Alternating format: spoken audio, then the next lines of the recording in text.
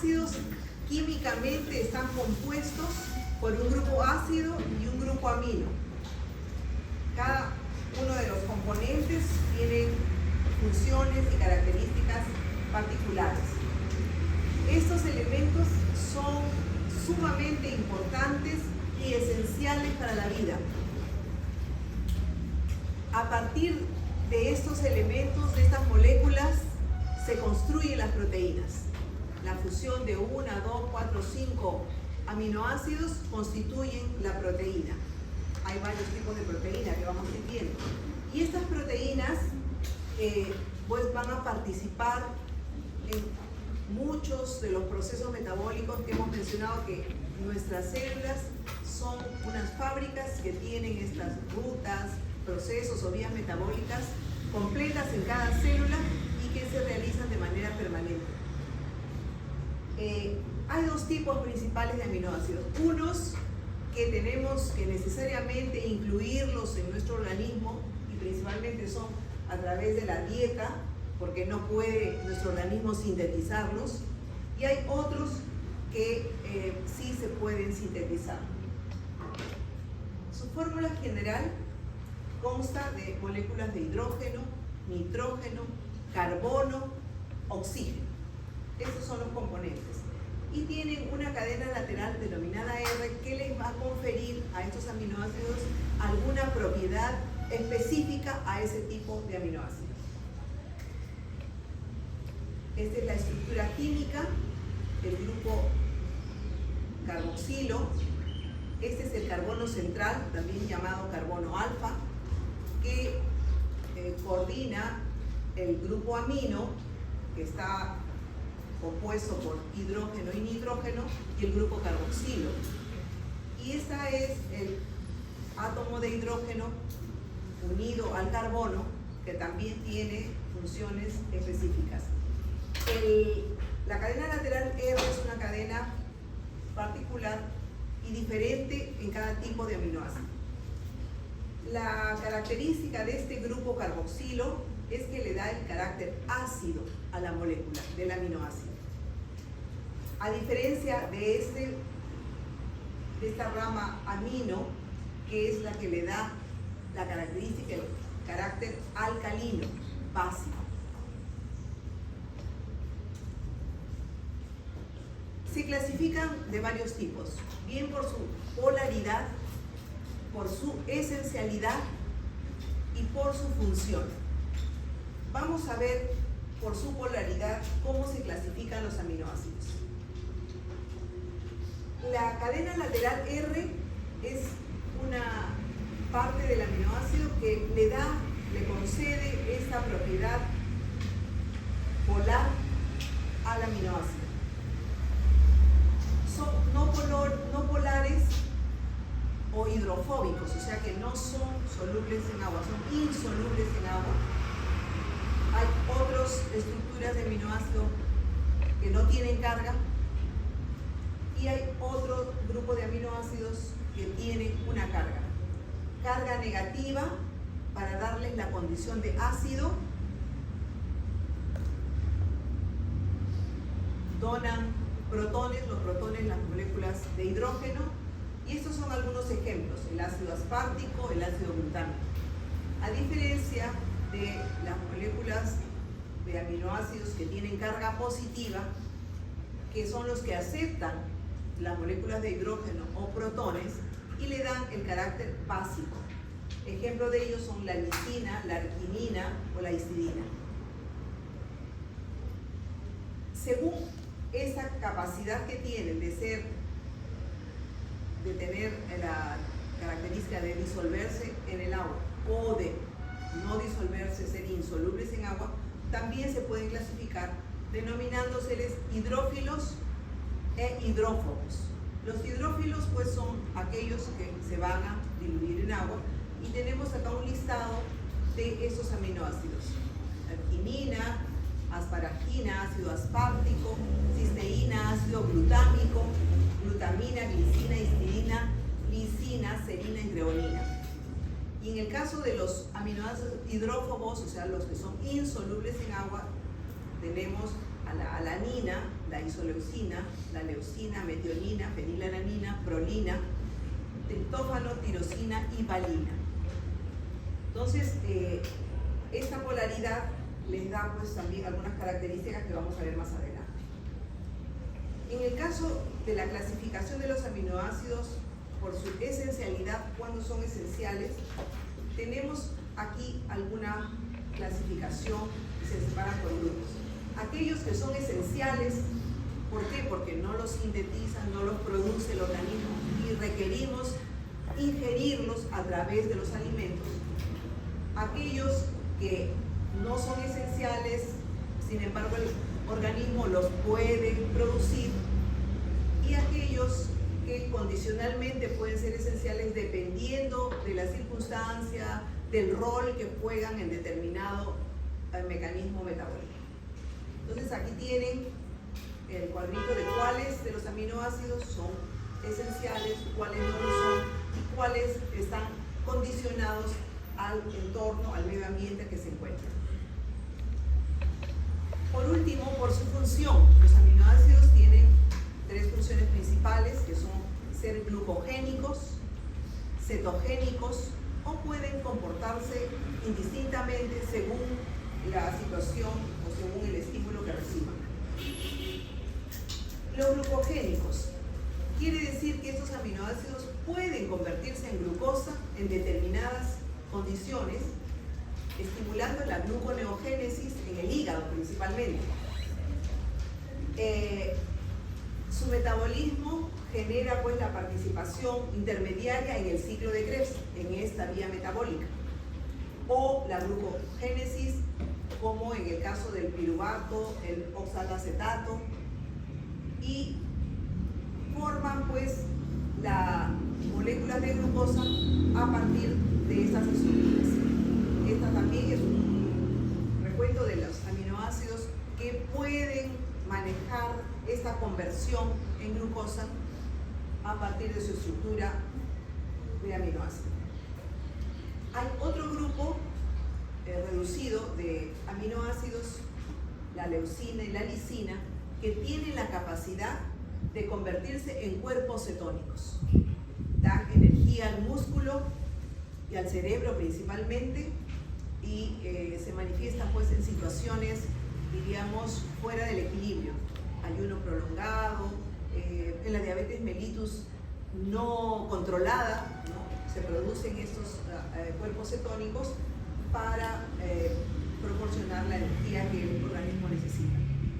Y en el caso de los mixtos, pueden, como menciono, indistintamente producir la glucosa o producir los cuerpos cetónicos dependiendo del estímulo o del momento en que se requiera en el organismo. Y aquí tienen ustedes el nombre de alguno de ellos. ¿Cuáles son las propiedades de los aminoácidos? Como son las unidades básicas de las proteínas, presentan pues muchas propiedades, sobre todo que van a influir en el funcionamiento de todos los sistemas biológicos. Tiene propiedades químicas. ¿Por qué?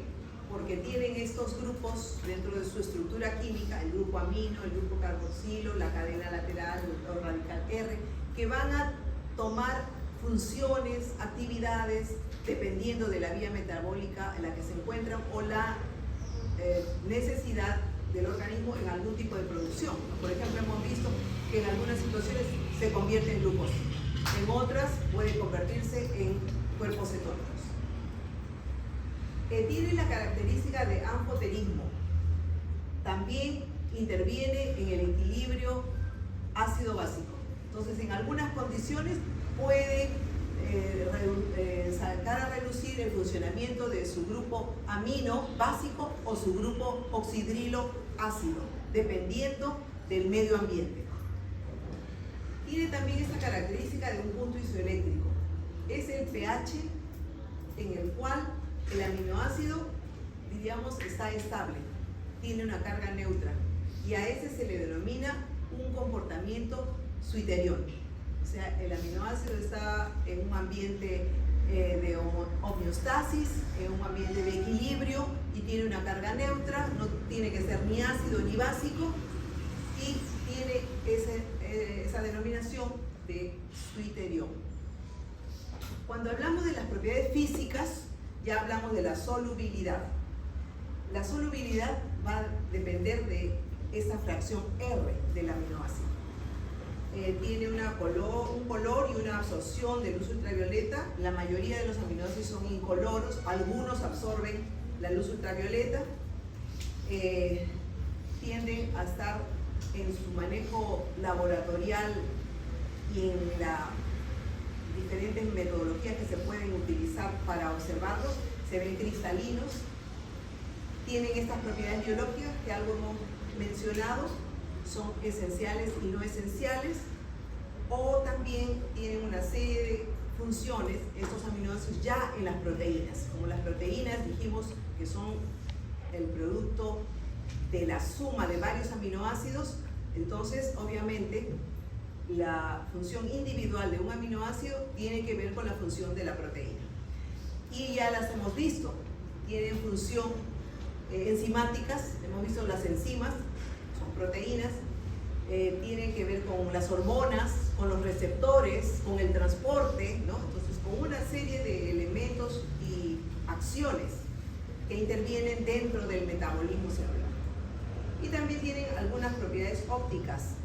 Se dice quirales porque es en relación a este grupo R que las fracciones de la estructura pueden tomar posición derecha o posición izquierda. Se dice que en el caso de nuestra estructura del organismo humano, la mayor parte de estructura de los aminoácidos toman la posición L. La posición D es para otro tipo de seres vivos. Las características de su propiedad ácido básico. Como dijimos, su estructura química tiene moléculas específicas que se manifiestan dependiendo de la condición en su comportamiento ácido o básico. Entonces, estas propiedades llamadas funcionales ionizables de su estructura son importantes. Son anfóteros. ¿Por qué? Porque pueden actuar indistintamente según la situación como ácido o base, y está dado esta definición del comportamiento por el pH. Cuando el pH se torna ácido, para equilibrarlo se comportará como base, y al revés, cuando el ambiente se torna básico, para equilibrarlo se comportará como ácido. El punto isoeléctrico, ya lo mencionamos, que es una característica particular y importante porque el aminoácido toma una carga de equilibrio de 0 suiterión cuando el entorno del ambiente también está en equilibrio, no necesita polarizar. La ionización en función del pH significa pues que cuando el pH disminuye, el aminoácido, ¿qué hace? Va a captar moléculas de hidrógeno y va a actuar principalmente la molécula básica. El pH neutro está con su estructura sin un hidrógeno adicionado, y el pH elevado, o sea el pH básico, el aminoácido va a desprenderse de sus moléculas de hidrógeno para compensar la reacción básica y neutralizarla con una acción ácida. Las cadenas laterales de la estructura de los aminoácidos tienen esta estructura, esta característica de funcionar alternadamente dependiendo de las condiciones como ácido o básico. Eso se llama características amortiguadoras. Hay algunos aminoácidos que tienden a tener pues características más ácidas y otros que tienden a tener características más básicas. ¿Cómo actúa este efecto ácido básico en los aminoácidos? El efecto amortiguador, o también denominado buffer, es una solución que dentro de su estructura y sus características resiste los cambios que pueden haber en el pH. Cuando el pH se desequilibra, estas sustancias tratan de armonizarlas. Entonces, esa función la tienen los aminoácidos. Ya lo hemos mencionado que cuando se añade un ácido o una base, el compuesto pues genera la reacción opuesta para el equilibrio. Por ejemplo, el sistema buffer importante en nuestro organismo es el bicarbonato, ¿no? Es crucial en la sangre porque va a permitir que nuestra sangre se mantenga en un pH de 7.4, que se mantenga estable, entonces controla de alguna manera el pH. Los aminoácidos, entonces, volvemos a repetir, por las características, la estructura que ya hemos mencionado, tienen esa condición de comportarse como amortiguadores, ¿no? Y sus estructuras, digamos, que funcionan en de esta manera, ácido o básica, corresponde pues al grupo hidroxilo, la fracción hidroxila, para definir su función ácida, y la fracción amina para definir su función básica.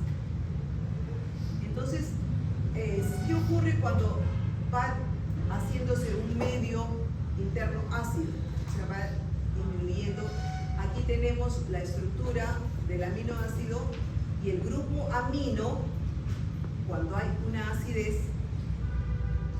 se comporta, obviamente, principalmente esta porción amina, y capta una molécula de hidrógeno, y vemos aquí que ya al adquirir una molécula de hidrógeno capta esta energía que de alguna manera trata de neutralizar o equilibrar el medio. El carboxilo es el que pierde el hidrógeno, que se acopla a la porción amina. El grupo carboxilo entonces se comporta pues como un ácido, liberando la molécula de hidrógeno. ¿Cuáles son las características del amortiguador? En el grupo amino, como dijimos, es la fracción básica, la base, va a actuar cuando el pH se hace ácido. Si disminuye el pH, entonces el grupo amino va a recibir, va a captar la molécula de hidrógeno para convertirse en NH3. Y si el pH sube, o sea, se hace un medio básico, se libera ese hidrógeno de la molécula del grupo amino y se convierte nuevamente en una estructura de NH2, diríamos, a una base estable. ¿Y qué ocurre con el grupo carboxilo? Ocurre el mismo fenómeno, pero en el lado opuesto. Es en la molécula carboxilo. Si el pH baja, el grupo carboxilo capta el hidrógeno y se convierte en COH para, obviamente, tratar de elevar el pH, porque el pH ha disminuido. Y si sube el pH, el hidrógeno de este grupo carboxilo se libera, convirtiéndose nuevamente en la molécula de carbono y dos oxígenos. La función principal, la característica del amortiguador es que mantener el equilibrio, la estabilidad del pH en general. Y la zona de la cadena lateral, la porción R que mencionamos, es la que también juega un rol importante como amortiguador para mantener el equilibrio del pH. Hay dos definiciones, pH y pKa, que vamos a revisar, que involucran y explican estas reacciones o este mecanismo de amortiguación para equilibrar el pH. El pH entonces es una escala que mide la acidez o la alcalinidad de una solución, basada principalmente en el hidrógeno. Ya hemos visto los ejemplos, bien cede el hidrógeno, bien capta el hidrógeno, para jugar con el ambiente o la molécula ácida o la fracción básica para regular este pH. Su fórmula corresponde a un logaritmo del hidrógeno donde el hidrógeno es el mol por litro. Si se incrementa el hidrógeno, el pH disminuye y se convierte en una solución ácida. Al revés, si disminuye la concentración de hidrógenos, el pH se eleva y se convierte en una solución salina. ¿Qué cosa es la constante pKa? Esta viene a ser el pH cuando el ácido está 50% disociado. O sea, no está la totalidad de su capacidad disociada, sino solo el 50% de su capacidad de manejo del equilibrio de las moléculas. Ese es la constante pKa. Solamente se han liberado entonces la mitad de los hidrógenos que puede liberar. Y la fórmula corresponde a también un logaritmo negativo de esta constante. Esta constante de disociación, cuando hay una tendencia ácida, obviamente libera los hidrógenos. Y los valores son entonces mucho más notorios. Si el pH es menor que esta constante de disociación, entonces el ácido capta los hidrógenos, que también se llaman protones, y se vuelve una forma protonada, se le llama así.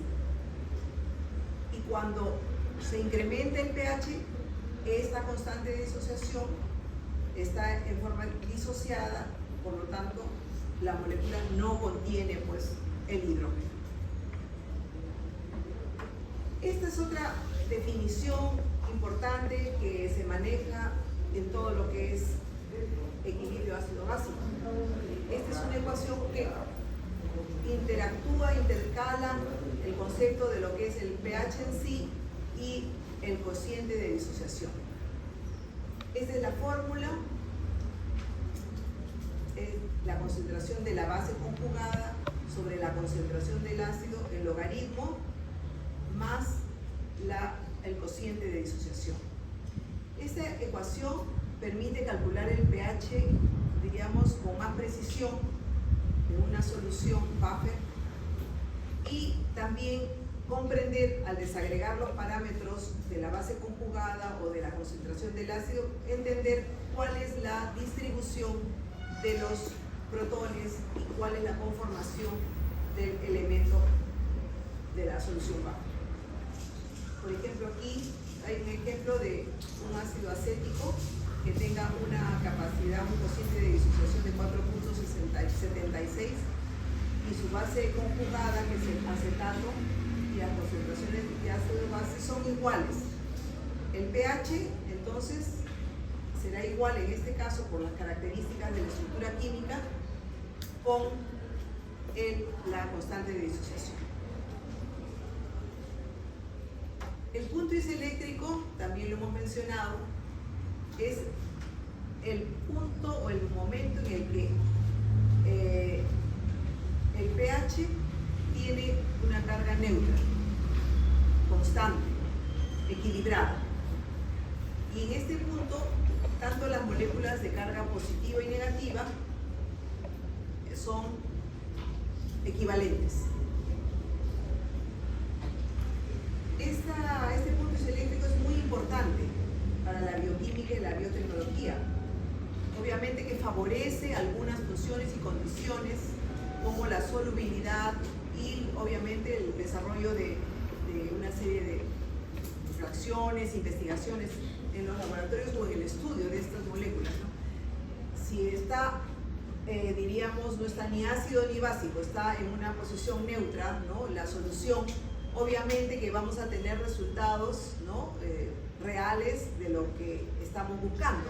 A diferencia que si la solución es muy ácida o tiende a ser básica, hay una distorsión en los resultados de lo que estemos estudiando. Ya que esta variación pues, va a afectar la estabilidad de las proteínas, las enzimas, los aminoácidos, etc. Y por supuesto que nos va a dar, como menciono, resultados que no corresponden cuando estamos evaluando, estudiando estas moléculas. Para los estudios de laboratorio, este equilibrio de la molécula o del aminoácido nos permite visualizarlo a través del uso de tecnologías, como es por ejemplo la precipitación. O sea, se somete a una solución que contenga proteína a metodologías de precipitación y nos permite visualizar de manera gráfica las proteínas cuando están en este punto de equilibrio. Si se altera, obviamente ya es difícil observar gráficamente estas moléculas que queremos estudiar. ¿Cuáles son ya los sistemas amortiguadores fisiológicos? O sea, además de lo que hemos mencionado que también intervienen los aminoácidos, también hay otros sistemas que juegan en el equilibrio del pH en el organismo. O sea, no solamente son pues, los aminoácidos, que ya lo hemos mencionado, sino también hay otros elementos, como son el sistema bicarbonato ácido carbónico. Este sistema en la respiración, en el transporte de la molécula de oxígeno en los pulmones, la eliminación del ácido carbónico, sumamente importante, y también juega, por supuesto, un rol para equilibrar el pH. Los sistemas fosfatos, hemos visto, ¿no?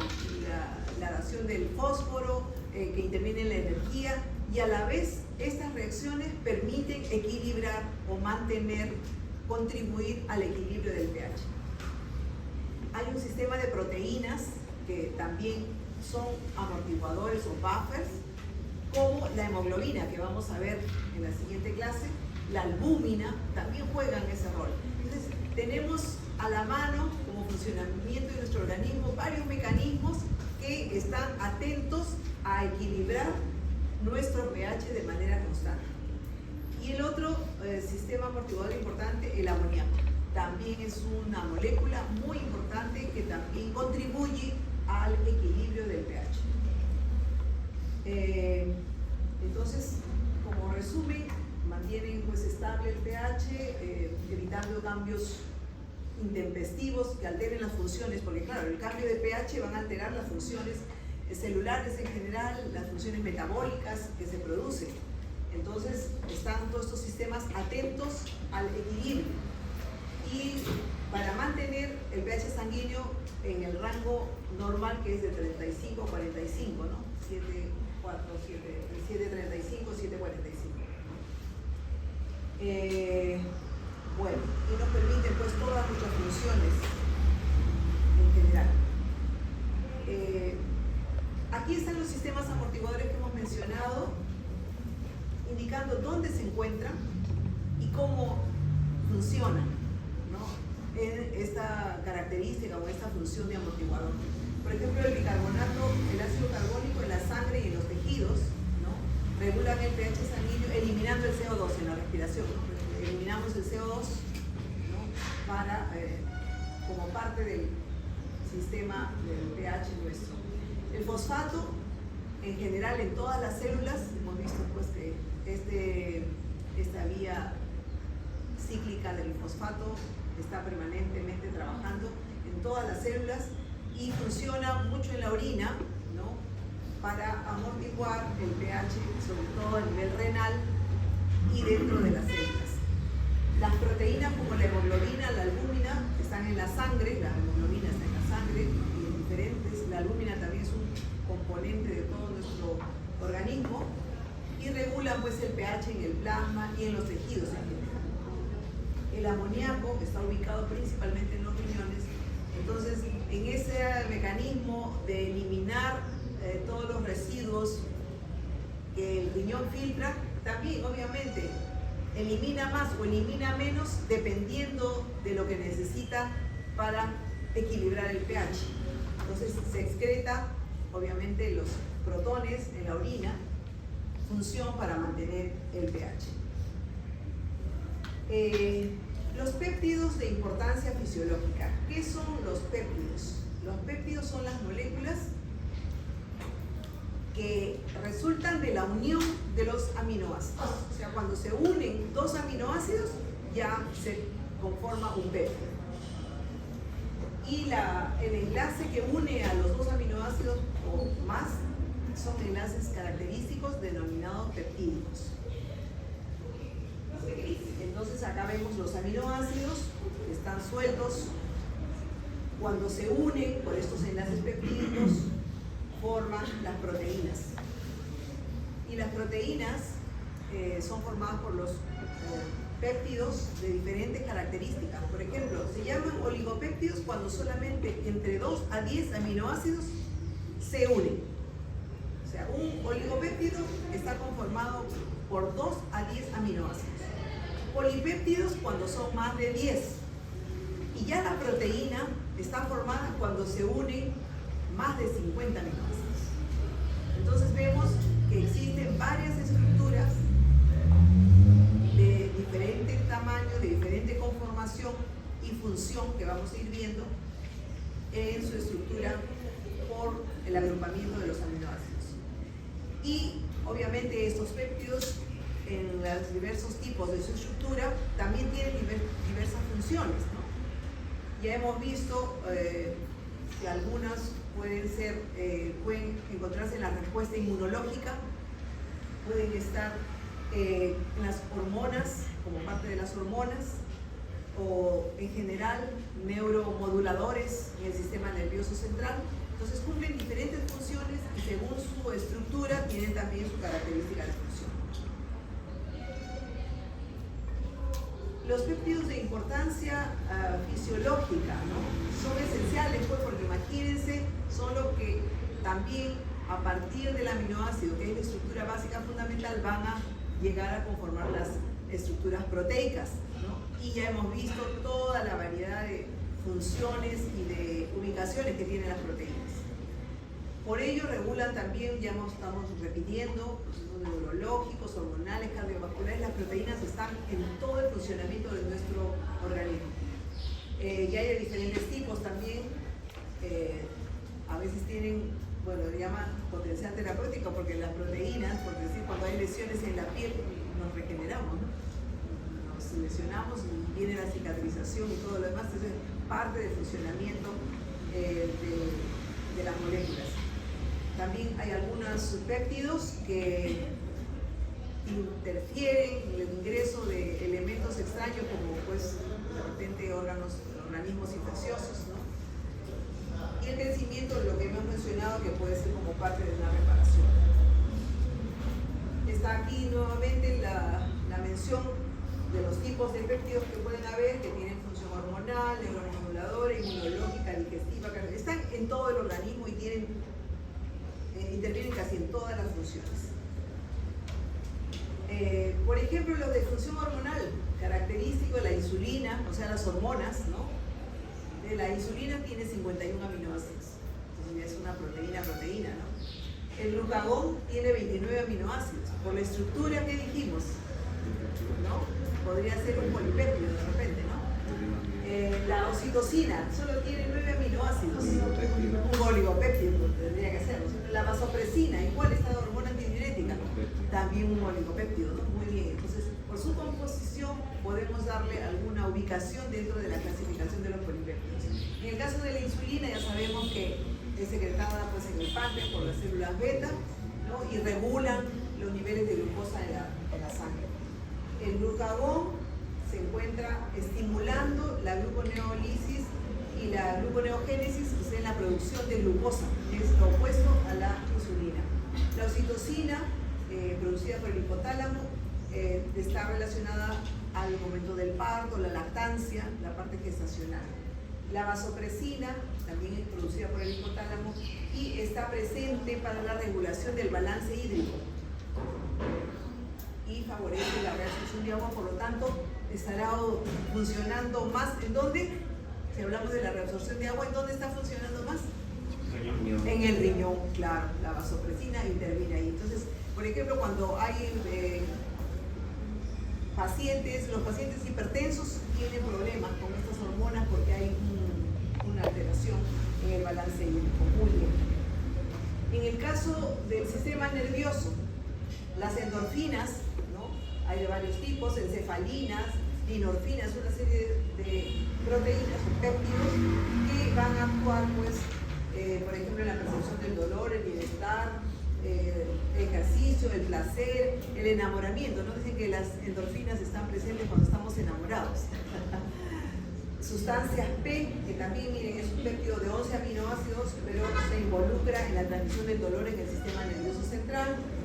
El neuropéptido NPY también está relacionado, pues, a estímulos nerviosos y son, pues, péptidos importantes en la regulación de la función del sistema nervioso central. En la parte inmunológica hay péptidos antimicrobianos que están presentes en la piel, en las mucosas, para destruir, pues, las bacterias, los virus, los hongos que pudiesen atacar estos sistemas. Las interleuquinas y las quimiosinas, cuando hay el ingreso de, por ejemplo, una bacteria al sistema respiratorio o hay una infección, estos péptidos sirven para dar la respuesta inmune con procesos inflamatorios, ¿no? La timosina tiene directa relación con la función y sobre todo la maduración de los linfocitos, ¿no? Que son parte de la barrera defensiva de nuestro organismo. En la función digestiva tenemos también aquí la gastrina, que va a estimular la secreción del ácido gástrico. La secretina regula la producción del bicarbonato para regular, equilibrar el ácido gástrico que se forma. O la colecistoquinina estimula las enzimas pancreáticas, la bilis, para la digestión, pues, de las grasas principalmente. Y también aquí hay otros péptidos como inhibidor gástrico o un simulador del glucagón que van a regular la respuesta de la insulina en el organismo, ¿no? Y sobre todo como parte del metabolismo en la ingesta alimentaria. En la esfera cardiovascular tenemos estos péptidos natriuréticos importantes que son secretados en el corazón y promueven, pues, las bombas sodio-potasio y sodio-agua para equilibrar la presión arterial. El incremento de sodio, de agua, tiene, pues, influencia en la presión arterial. La angiotensina también es un potente vasoconstrictor que tiene su rol dentro de la regulación de la presión arterial. Llamados estos péptidos natriuréticos, que son muy importantes. Los péptidos que se encargan de la función estructural y reparadora son unos péptidos, unas cadenas peptídicas que favorecen el crecimiento, ¿no? De varios tipos. Este es para la epidermis, aquí para los fibroblastos, aquí para la parte reparativa de tejido, crecimiento, ¿no? El glutatión es otro péptido importante que es un antioxidante, está de moda también, ¿no? Los antioxidantes que son causa del envejecimiento, ¿no? Entonces, existen péptidos que tienen esa función en el organismo para evitar el daño oxidativo. Entonces, llegamos a las proteínas. Ya estamos viendo los aminoácidos, la estructura básica, se conforman en polipéptidos o en péptidos, y ya estos péptidos, en una unión de más moléculas de aminoácidos, forman las proteínas. Ya hemos visto varias características de estas en varios aspectos estructurales o funcionales. Entonces, ¿qué son las proteínas? Ya son entonces macromoléculas que están formadas por los aminoácidos, ¿no? Ya dijimos, enlaces peptídicos, y son esenciales para muchas funciones biológicas. Volvemos a repetir que intervienen, pues, en el transporte, en la función de las enzimas, y la forma determina en parte también estas funciones. Se puede clasificar por su forma, por su composición o por su función. Esta es la estructura que También, obviamente, si está compuesta la proteína por aminoácidos, obviamente que tiene que mantener esta estructura. El carbono, los hidrógenos, el oxígeno y el nitrógeno, elementos fundamentales de la estructura de las proteínas. Muchas de ellas, además, tienen azufre y tienen fósforo. ¿Cómo se clasifican las proteínas? Se clasifican según su estructura o su función química, se clasifican según su estructura o según su función.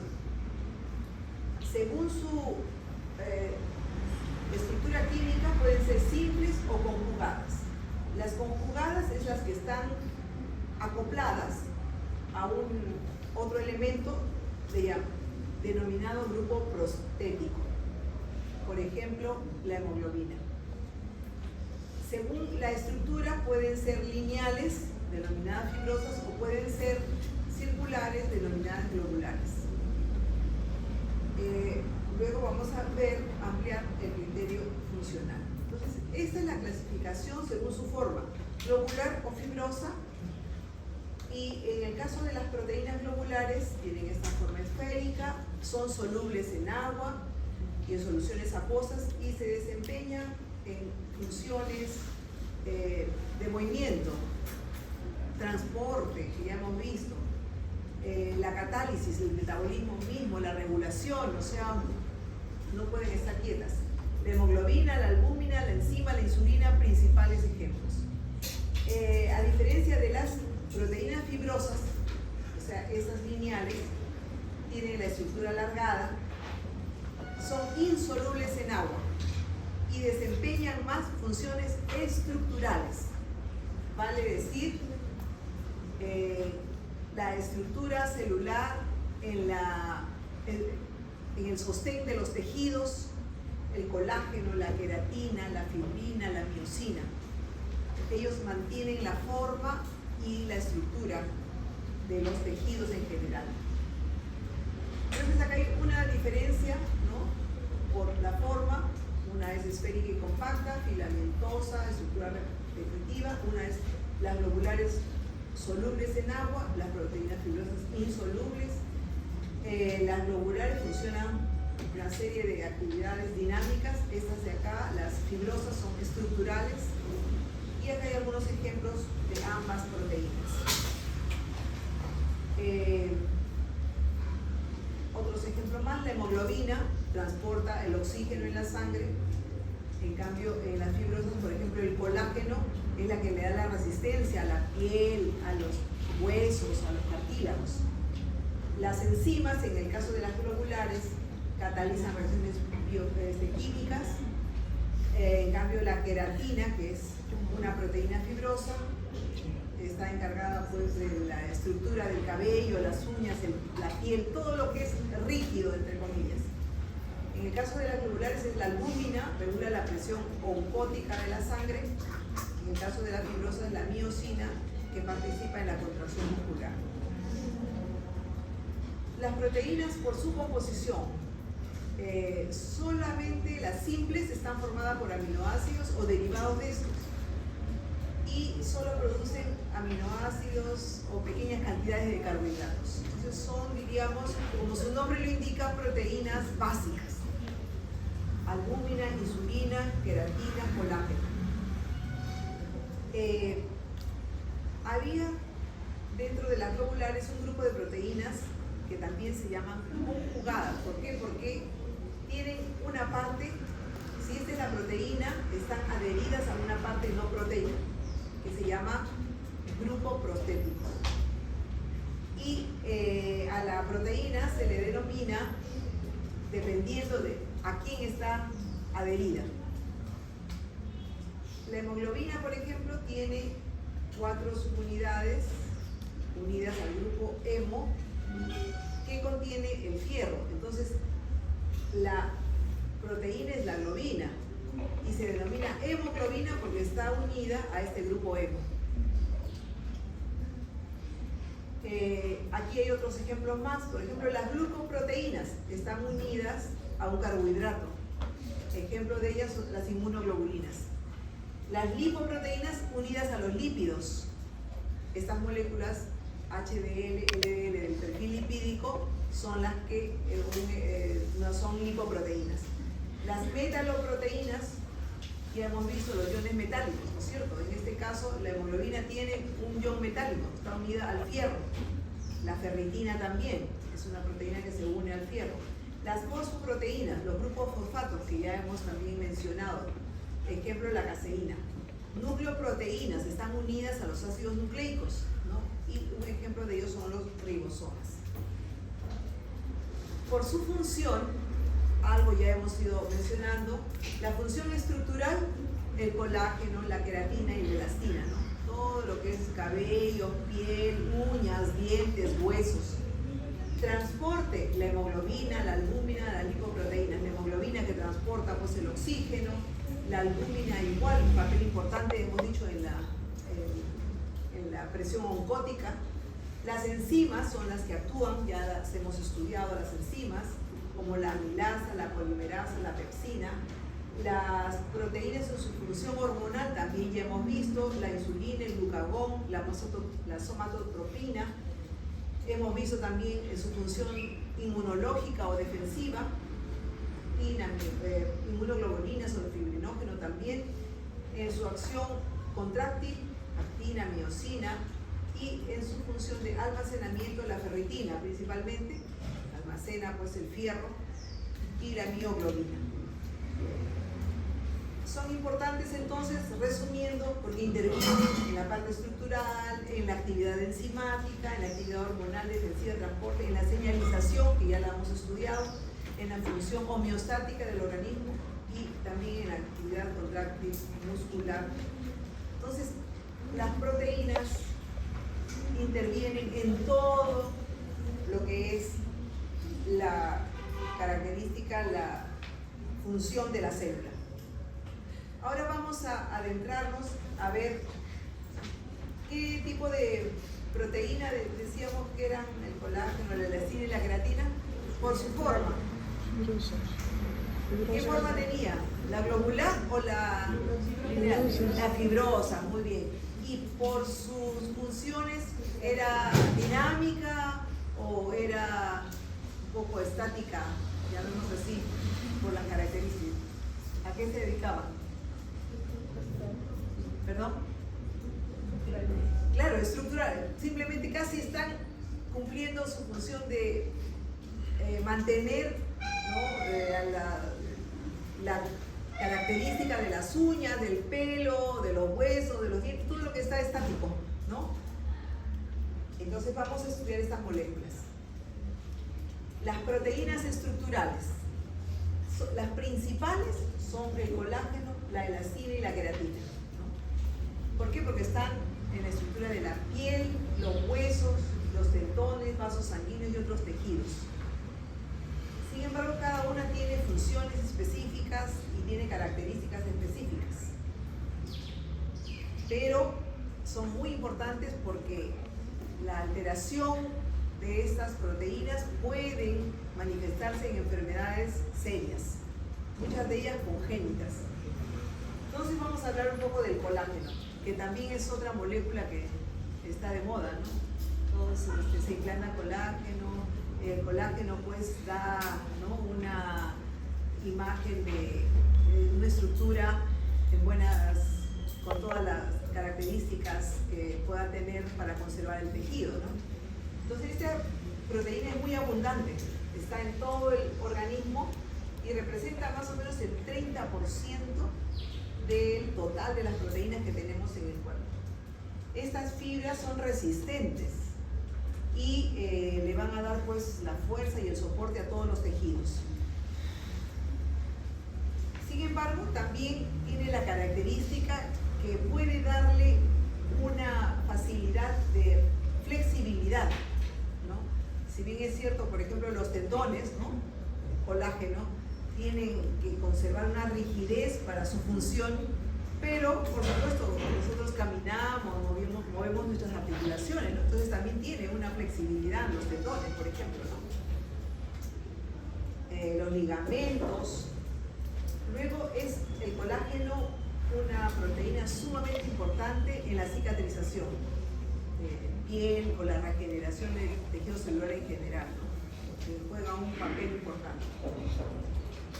Forma la matriz extracelular, todo lo que une célula a célula está conformado por colágeno.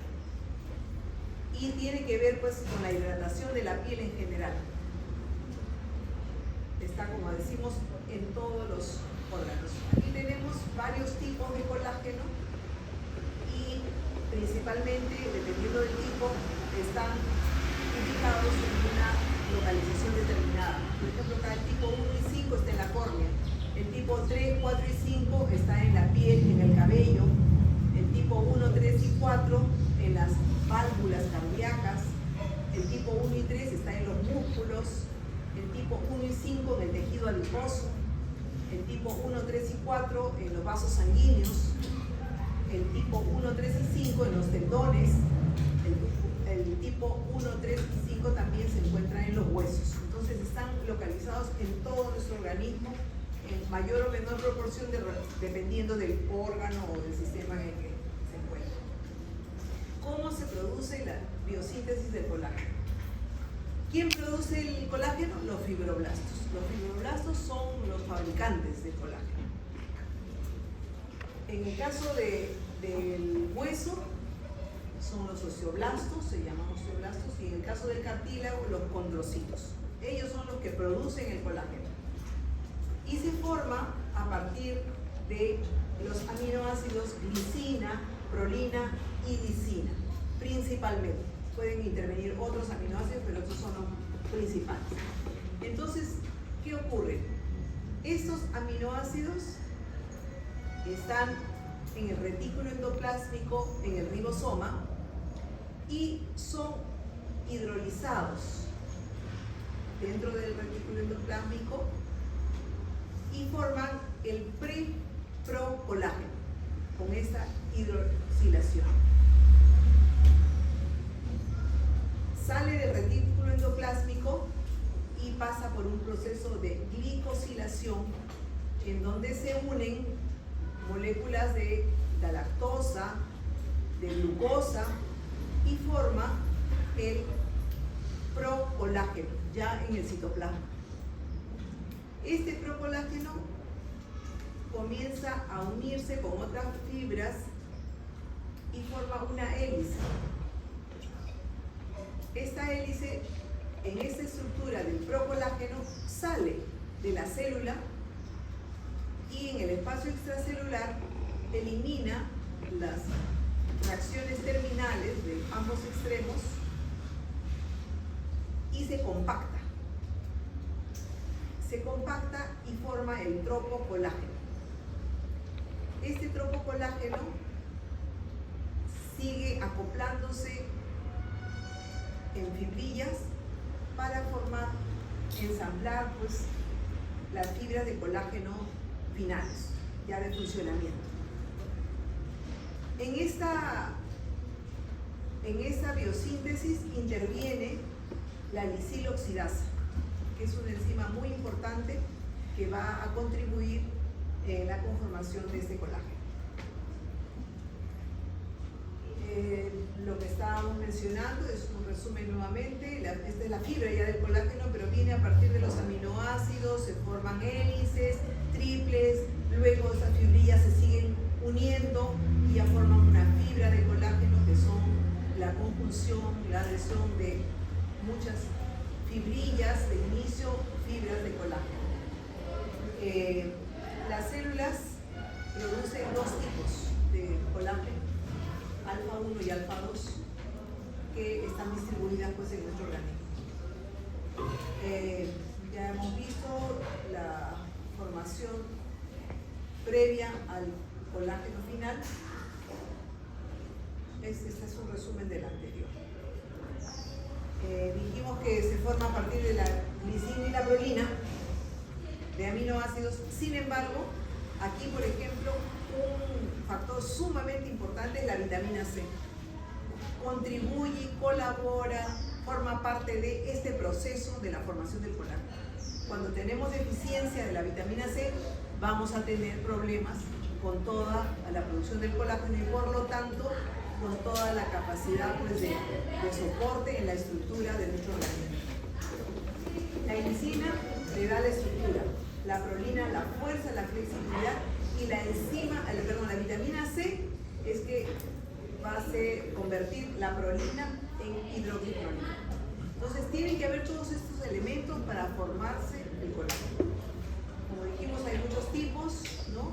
Y estos son los que 1, 2, 3, 4 y 5 son la mayoría y conforman el 90% de la estructura de nuestro organismo. Es un repaso de lo que hemos estado mencionando: proporcionar resistencia, son abundantes en el organismo, también aportan elasticidad, brinda soporte a los órganos, el soporte es pues en todos los sistemas, ¿no? Y también el colágeno tipo 1 regula el tamaño de las fibras y participa en la formación de los tejidos intersticiales. Todo el intersticio, que es el soporte entre los órganos o entre las células mismas, también tiene en su conformación el colágeno. Entonces acá hay un cuadrito que tienen algunos tipos, algunos de los casi 30 variedades, dónde están ubicados, que algo mencionamos también en un momento, y qué función cumplen en los diferentes órganos, sistemas, aparatos del organismo. Entonces vamos a ver como ejemplos algunas enfermedades relacionadas a la deficiencia del colágeno. El colágeno, obviamente, su, digamos, deterioro en el tiempo se ve manifestado en muchos momentos. Vamos a ver que es un síndrome, Ehlers-Danlos, pero es un síndrome de origen genético, o sea que existe una mutación, ¿no?, a nivel genético que altera, interfiere o interrumpe la producción del colágeno. Entonces, los pacientes o las personas que tienen esta patología se caracterizan porque tienen una hiperlasitud articular, vale decir que si es en la articulación del tobillo, pueden tener pues una facilidad para caerse porque no hay un soporte de la articulación y entonces se esguinzan. Igualmente, cualquier articulación está débil, no tiene la resistencia que corresponde y entonces sufren una serie de daños. La piel hiperelástica, miren acá, dice que pueden torcer los dedos hasta el dorso completamente, ¿no? Y obviamente esa falta de soporte hace que se lesionen los tejidos, ¿no? Se lesionen de diferentes maneras. Vuelvo a repetir, es una enfermedad de origen genético, o sea, congénito. El bebé nace y muchas veces los diagnósticos ya se dan cuando comienza a caminar, cuando comienza a hacer algunas actividades, ¿no? Entonces se le ve qué pasa. Bueno, después se determina con estudios genéticos qué daño, en qué gen y cuál es el tipo de alteración que hay. Otra enfermedad es la osteogénesis imperfecta. Aquí también es una enfermedad genética y hay mutaciones en los genes que producen el colágeno tipo 1. Miren qué tan específico. Dijimos que habían como casi 30 variedades de colágeno, pero hay un gen que codifica el colágeno tipo 1 y la alteración en este gen produce esta enfermedad. Corresponde pues a que estas personas tienen los huesos frágiles, propensos a fracturas, deformidades óseas, una estatura pequeña y hay una pérdida temprana de la audición, articulaciones flexibles, pies planos y todo lo que conlleva pues a una falta de soporte en todo el organismo, ¿no? Muchas de esas enfermedades cuando son congénitas no se diagnostican cuando nace, ¿no? Nace el bebé, se le ve normal, sino se diagnostican ya cuando se presentan las complicaciones, ¿no? o se presentan determinados síntomas que son, digamos, no acordes a la edad o no acordes a la condición del niño o del puber o del adolescente, ¿no? Entonces, esas enfermedades genéticas son de esa naturaleza. El escorbuto es otra enfermedad que puede darse. ¿Por qué? Por el déficit de vitamina C. Dijimos que la vitamina C es sumamente importante, es un factor indispensable para la formación del colágeno. Entonces, si hay una deficiencia, obviamente vamos a tener también una afectación de la síntesis del colágeno, ¿no? Las características que manifiestan en las personas que son portadoras de este síntoma, de esta enfermedad, tienen el sangrado de encías, los dientes no están fijos, fragilidad de la piel, hemorragias cutáneas, cicatrización deficiente. Claro, el colágeno interviene pues en la cicatrización, ¿no? Uno se hace una herida, entonces se reproduce para poder tener una cicatrización, ¿no? Con otros factores más adicionales. Entonces, esa deficiencia nos trae también problemas con la síntesis del colágeno. Vamos a ver ahora la elastina. Es una proteína también estructural, como hemos mencionado, y esta elastina es fundamental, indispensable para como su nombre lo dice, la elasticidad de los tejidos y de todos los órganos, ¿no? Pulmones, piel, arterias, ligamentos. Sus funciones es la fuerza y la elasticidad de los vasos sanguíneos en la piel y en los pulmones de soporte, sobre todo. Entonces, miren, aquí, esta es la capa corneal. Hay una diferencia entre la piel joven y la piel envejecida, ¿no? La epidermis en la piel envejecida pues tiene las hendiduras, que son las arrugas. En la dermis ya hay una reducción del ácido hialurónico, hay una degradación de la elastina. Miren, aquí ya es una fragmentación de la elastina, que aquí en la piel joven está completamente intacta en las fibras, ¿no?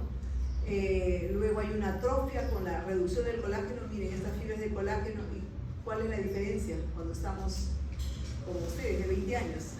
Miren, la estructura de las fibras de colágeno, y en cambio aquí ya están, ¿no?, deterioradas.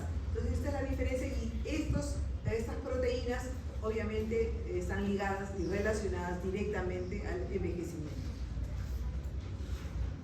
La biosíntesis es muy parecida al colágeno, es muy parecida. Se forma la trofoelastina, ¿no?, que es la proteína precursora. En los ribosomas también, el retículo endoplásmico. Luego se produce un ensamblaje fuera de los ribosomas, en el citosol, y luego en el extracelular completa el ciclo de la síntesis, ¿no? Y se deposita sobre fibrina, formando las fibras elásticas. Utiliza enlaces cruzados, y también la enzima, el misiloxidasa, interviene en la estructuración, en la conformación de la elastina. Las enfermedades relacionadas a la elastina son el síndrome de Marfan, no sé si han escuchado, ¿no?, el síndrome de Marfan. También es una enfermedad genética, ¿no?, mutación en el gen FBN1, la fibrina 1, tiene muchas veces aranodactilia, hay una hipermovilidad, también tiene complicaciones de aneurismas y problemas vasculares en general. También hay otra enfermedad relacionada a la elastina, el enfisema pulmonar. Hay una disminución de la elastina en los pulmones, y por lo tanto esa flexibilidad de la respiración, inspiración y expiración se ve dificultada, ¿no? Luego también esta otra enfermedad que puede manifestarse, que es el cutis laxa, que es un defecto pues de la elastina. Entonces se habla de, hay algunos casos, ¿no?, que mencionan de un envejecimiento prematuro, ¿no? Que en vez de, diríamos, cuando están niños, en vez de avanzar en el crecimiento y en la evolución obviamente de la maduración de todos los órganos y la piel, se les ve como un envejecimiento, ¿no? Ya llegan a ser púberes o adolescentes como unos viejitos, ¿no? Entonces hay problemas de enfermedades también congénitas. Por último, vamos a hablar de la queratina, que también es otra de las proteínas. ¿De qué tipo? Fibrosas. Muy bien. Entonces, esa proteína es rica en azufre y es la que está presente y le da la característica a nuestra piel, a nuestro cabello, a nuestras uñas. Entonces, la queratina, pues típica pues, ¿no? de nuestras uñas, del cabello, está presente este tipo de proteína en esas localizaciones de nuestro organismo. La función es protectora de piel, cabello y uñas, resiste el agua y la degradación, claro, o sea, nos lavamos el cabello y resbala el agua, ¿no? Se cambia así mismo, pues por la queratina. Protege el daño tanto mecánico y químico, las uñas también, ¿no? Bien resistente, ¿no? Es la queratina la que nos da esa dureza.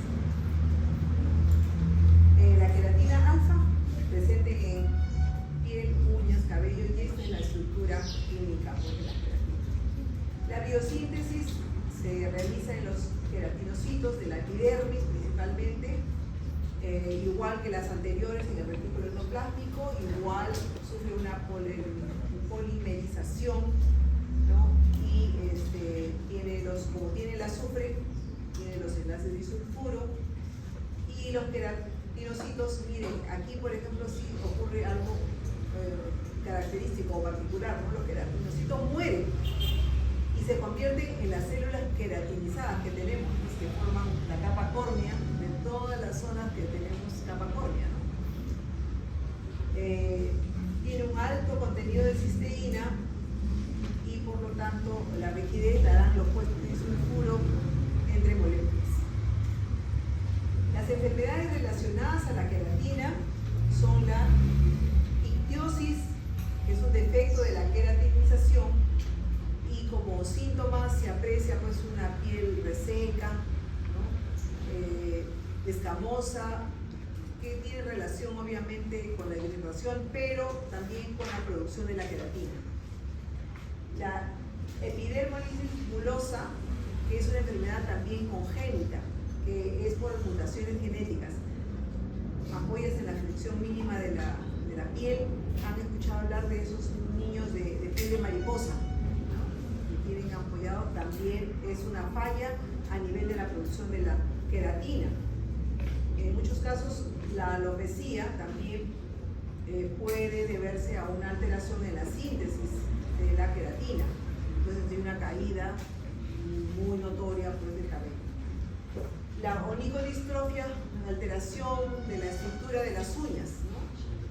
Uñas débiles, quebradizas e incluso también son, digamos, como un caldo de cultivo para que se infecten con hongos, etc. Entonces una destrucción de las uñas que también pueden estar relacionadas a la queratina, a la producción de queratina.